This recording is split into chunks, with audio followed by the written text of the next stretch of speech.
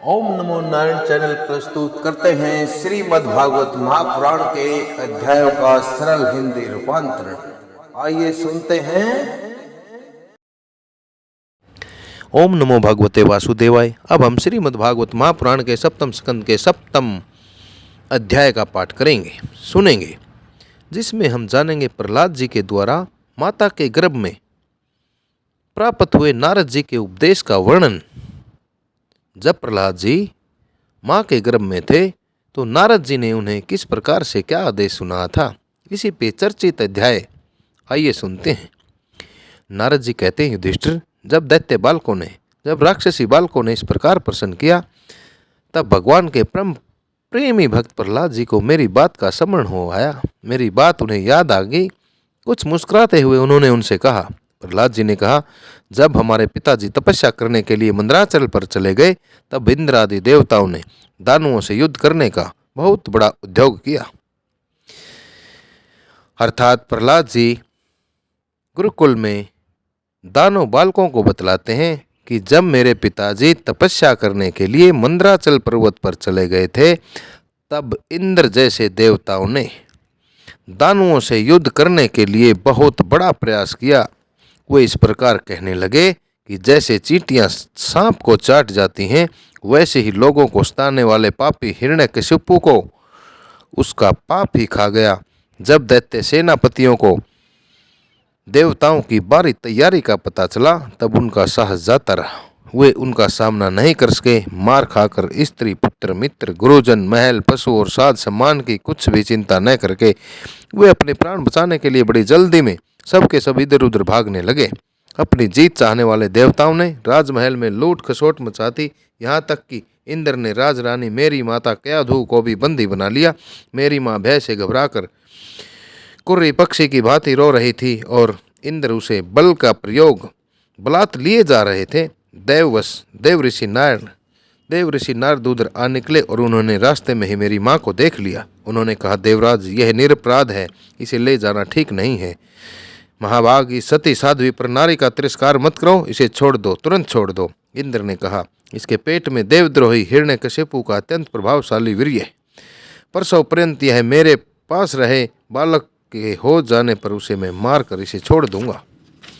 नारद जी ने कहा, इसके गर्भ में भगवान का साक्षात परम प्रेमी भक्त और सेवक, अत्यंत बली और निष्पाप महात्मा है। तुम में उसको मारने की शक्ति नहीं है। देव ऋषि नारद की यह बात सुनकर उसका सम्मान करते हुए इंद्र ने मेरी माता को छोड़ दिया और फिर इसके गर्भ में भगवत भक्त है, इस भाव से उन्होंने मेरी माता की प्रदक्षिणा की तथा अपने लोक में चले गए। इसके बाद देव ऋषि नारद जी ने मेरी माता को अपने आश्रम पर लिवा गए और उसे समझा बुझा कर कहा कि बेटी, जब तक तुम्हारा पति तपस्या करके वापस नहीं लौट आता, तब तक तुम यहीं मेरे पास रहो। जो आज्ञा कहकर वह बिना डर के साथ देव ऋषि नारद के आश्रम पर ही रहने लगी और तब तक रही जब तक मेरे पिता घोर तपस्या से लौटकर वापस नहीं आ गए। मेरी गर्भवती माता मुझ गर्भस्थ शिशु की मंगल कामना से और इच्छित समय पर अर्थात मेरे पिता के लौटने के बाद संतान उत्पन्न करने की इच्छा से बड़े प्रेम और भक्ति के साथ नारद जी की सेवा शुश्रूषा करती रही। देव ऋषि नारद जी बड़े दयालु और सर्व समर्थ हैं। उन्होंने मेरी माँ को भगवत धर्म का, भगवान के धर्म का रहस्य और शुद्ध से भी शुद्धतम ज्ञान दोनों का उपदेश किया। उपदेश करते समय उनकी दृष्टि मुझ पर भी थी। बहुत समय बीत जाने के कारण और स्त्री होने के कारण भी मेरी माता को तो अब उस ज्ञान की स्मृति रही नहीं, परंतु देव ऋषि की विशेष कृपा होने के कारण मुझे उसकी विस्मृति नहीं हुई, अर्थात मैं उस ज्ञान को अभी तक नहीं भूल पाया हूँ। यदि तुम लोग मेरी इस बात पर श्रद्धा करो तो मैं तुम्हें भी वह ज्ञान सुना सकता हूँ, बतला सकता हूँ, क्योंकि श्रद्धा से स्त्री और बालकों की बुद्धि भी मेरे ही समान शुद्ध हो सकती है। जैसे ईश्वर मूर्ति काल की प्रेरणा से वृक्षों के फल लगते, ठहरते, बढ़ते, पकते, अक्षीण होते और नष्ट हो जाते हैं, वैसे ही जन्म, अस्तित्व की अनुभूति, वृद्धि, परिणाम, अक्षय और विनाश, ये 6 भाव विकार शरीर में ही देखे जाते हैं। आत्मा से इनका कोई संबंध नहीं होता। आत्मा नित्य है, अविनाशी है, शुद्ध है, एक है, अक्षेत्रज्ञ है, आश्रय है, निर्विकार है, स्वयं प्रकाश है, सबका कारण है, व्यापक, असंग और आवरण रहित है। ये 12 आत्मा के उत्कृष्ट लक्षण हैं। इनके द्वारा आत्म तत्व को जानने वाले पुरुष को चाहिए कि शरीर आदि में अज्ञान के कारण जो मैं और मेरे का झूठा भाव हो रहा है, उसे छोड़ दें। इस प्रकार सुवर्ण की खानों में पत्थर में मिले हुए स्वर्ण को अर्थात सोने की खानों में पत्थरों के अंदर से निकले हुए सोने को उसके निकालने की विधि जानने वाला स्वर्णकार उन विधियों से उसे प्राप्त कर लेता है। ठीक वैसे ही अध्यात्म तत्व को जानने वाला पुरुष आत्म प्राप्ति के उपायों द्वारा अपने शरीर रूप क्षेत्र में ही ब्रह्म पद का साक्षात्कार कर लेता है, ब्रह्म पद का दर्शन कर लेता है।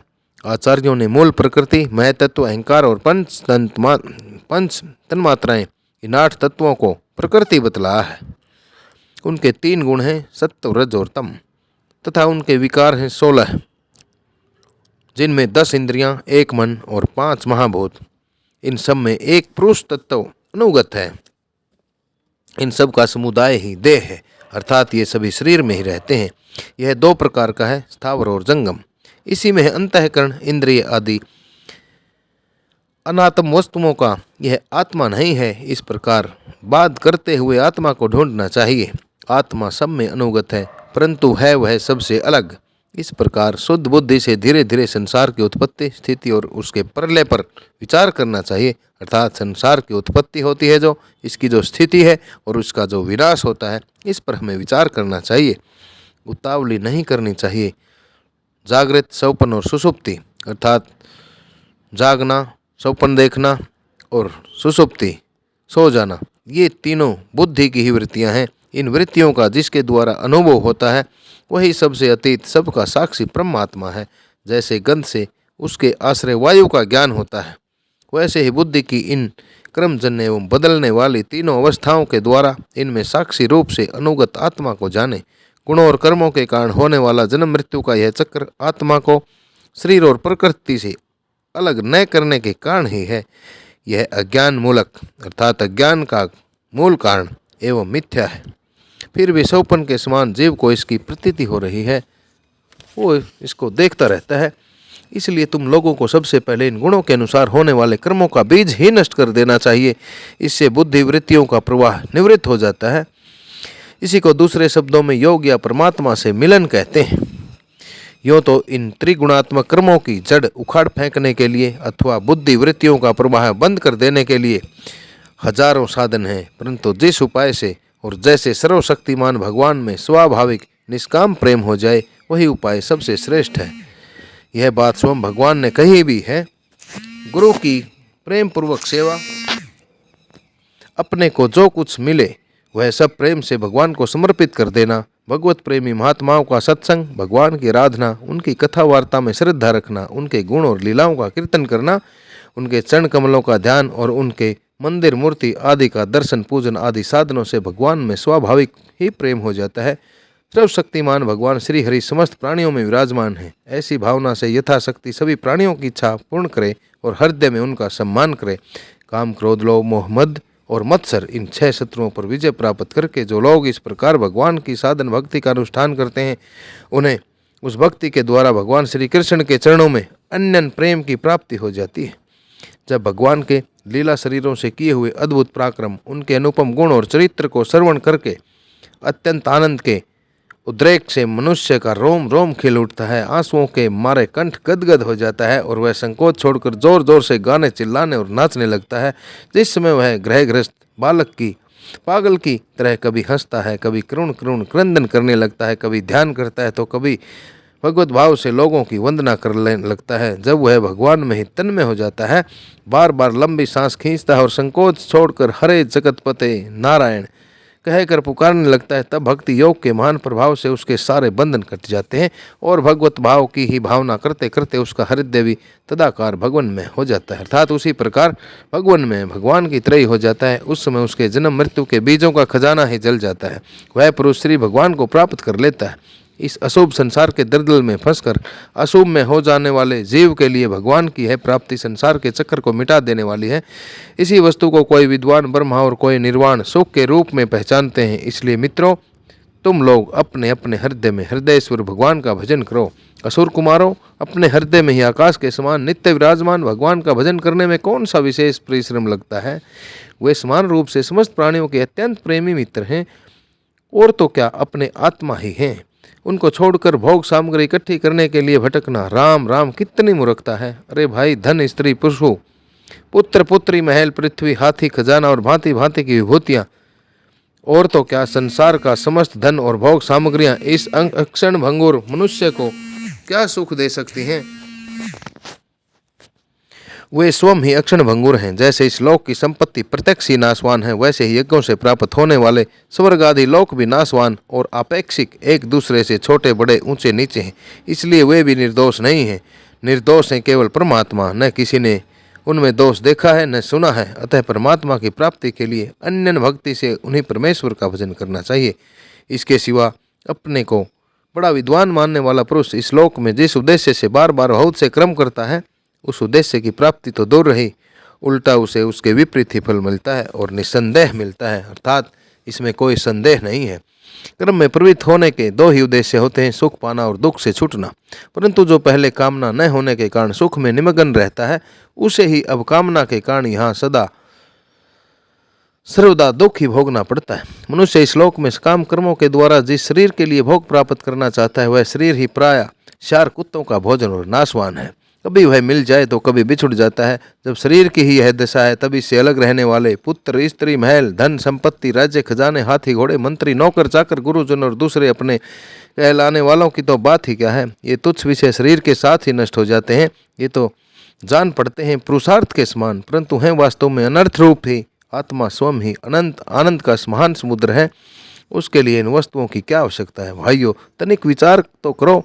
जो जीव गर्भाधान से लेकर मृत्यु पर्यंत सभी अवस्थाओं में अपने कर्मों के अधीन होकर क्लेश ही क्लेश भोगता है, उसका इस संसार में स्वार्थ ही क्या है। यह जीव सूक्ष्म शरीर को ही अपना आत्मा मानकर उसके द्वारा अनेकों प्रकार के कर्म करता है और कर्मों के कारण ही फिर शरीर ग्रहण करता है। इस प्रकार कर्म से शरीर और शरीर से कर्म की परंपरा चल पड़ी है और ऐसा होता है अज्ञान के कारण। इसलिए निष्काम भाव से निष्क्रिय आत्म स्वरूप भगवान श्री हरि का भजन करना चाहिए। अर्थ, धर्म और काम सब उन्हीं के आश्रित हैं, बिना उनकी इच्छा के नहीं मिल सकते। भगवान श्री हरि समस्त प्राणियों के ईश्वर हैं, आत्मा हैं और प्रिय से भी परम प्रियतम हैं।